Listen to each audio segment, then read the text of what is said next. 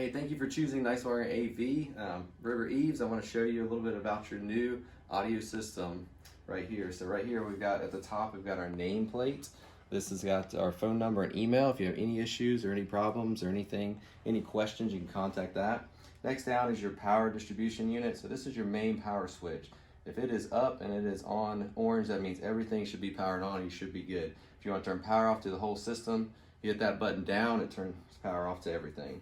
These are your Audix wireless mic receivers, so they go with your two handheld wireless mics.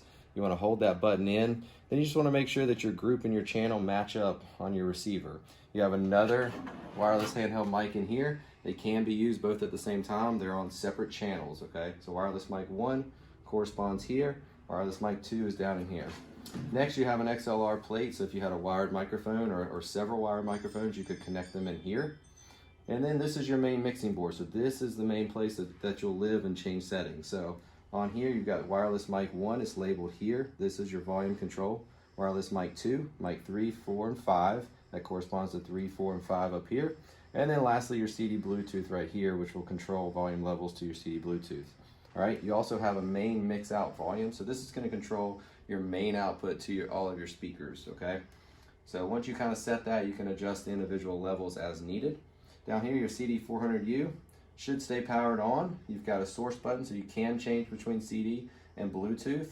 Right here is the main button you need to look at. So this one says hold to pair. If you hold this button in, you'll notice on the screen it says pairing. That should come up. CD400U should come up on your phone, and you should be able to connect to it via Bluetooth. And once you're connected, then you're good until you disconnect from that source, okay? And you can play music wirelessly to the system. Down below is your amplifier. You shouldn't need to change anything on this. Just make sure it's on.